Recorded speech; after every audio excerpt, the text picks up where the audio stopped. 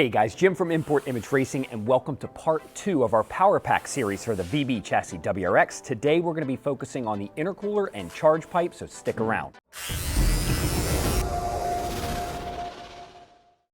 If you guys aren't up to date, go ahead and check out the first 2 videos where first we explain what a power pack is, and then in the second video we show you how to install our ETS intake. But for today's video, we're going to be focusing on an ETS charge pipe plus ETS top mount intercooler. These are both excellent pieces and they match the look of our intake that's already installed. We chose the ETS top mount intercooler for 2 reasons. Number 1, it's a 4-inch core, and then number 2, because there's no anodizing or powder coating on it, I think this is going to give us the best results for our car.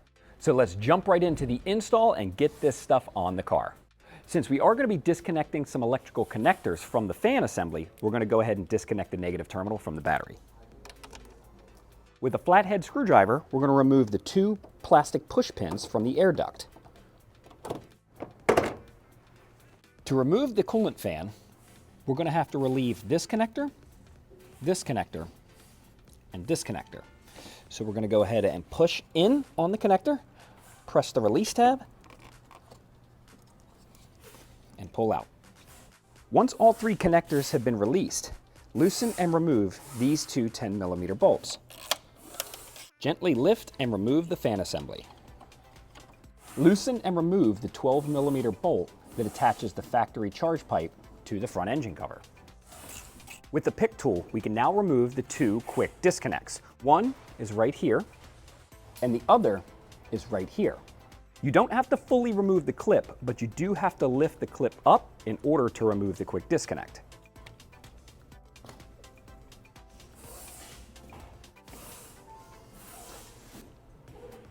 Since we're this far with the removal, we're just going to remove the intercooler as well, so we're going to start by removing these 3 bolts. Now we can remove this bolt right here and our 2 throttle body bracket bolts. Once all of our hardware is out, we can just pull towards the rear of the car and lift our factory intercooler up and out. We're going to be reusing a handful of parts from our stock intercooler and factory charge pipe, including our clip and rubber O-ring. So first we'll remove the clip and switch it over to our billet piece. You'll see 3 holes, 2 long holes and a short hole. The 2 long holes will be for our clip, and then the center hole here, the short hole, is for it to sit nicely into the housing. Next, with a pick, we're going to remove our rubber O-ring. Just be mindful not to puncture it when removing.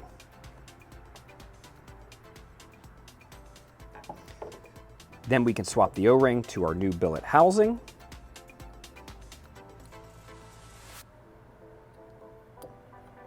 Just like that. We're going to use the same technique to remove the factory throttle body O-ring from the original intercooler.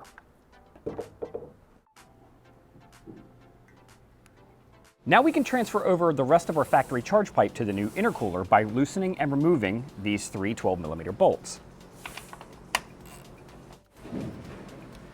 2 things to keep in mind. There is a rubber O-ring, so make sure that that stays seated in the groove. Also, there's 2 small dowels, one on each side, and then there are 2 recessed holes in our new intercooler, and that makes sure everything lines up and fits flush, and we can reinstall our hardware. With the charge pipe install, we no longer need this coupler, so we're just going to loosen the clamp and remove it. Finally, we're going to transfer over our rubber isolators, and to do so, we'll take a flathead screwdriver and remove our metal bushing. Then press out our rubber bushing. And then we can transfer both of these pieces over to the new unit.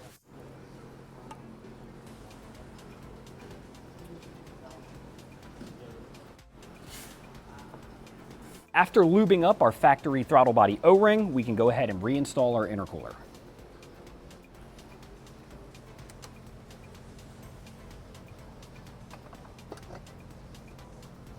At this point, we can reinstall our intercooler bracket and reattach the intercooler for good.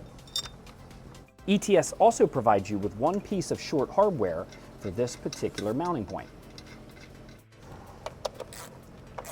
We can now return focus back to our new charge pipe. So we took a little bit of silicone lubricant, lubed our O-ring, and with our quick disconnect locked in place, we're actually going to push this onto our turbo outlet, just like that.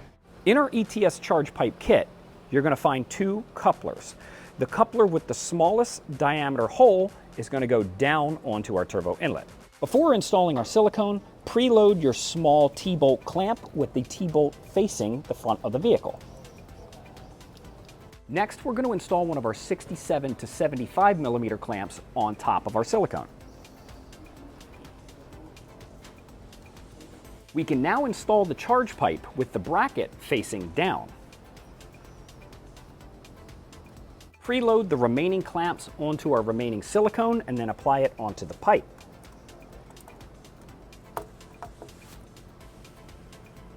With all the clamps loose, we're going to manipulate our pipe around and slide all of our silicone into place. Before tightening all the clamps, we're going to reinsert our bracket bolt and tighten this. Now that the charge pipe is tight, we can kind of manipulate and slide our silicone and our clamps to where we finally want them, then we can tighten them up.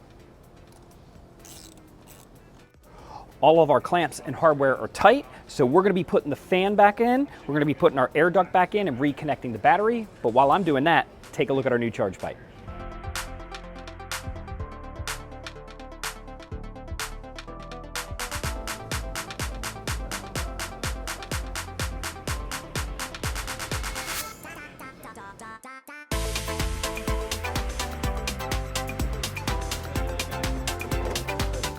That completes another episode of our Power Pack mini-series for our VB chassis WRX. Stay tuned, because next time we're going to be loading up our Clark Turner Pro Tune onto the access port and finally getting to fire this up and see what our performance gains feel like. Also, if this is the first video you've seen, be sure to check out the videos previously to find out what a Power Pack is and how to install our intake. So for thousands of parts just like this, plus tons more, be sure to hit up importimageracing.com for all of the best deals on the web and in the world, and we'll catch you on the next one.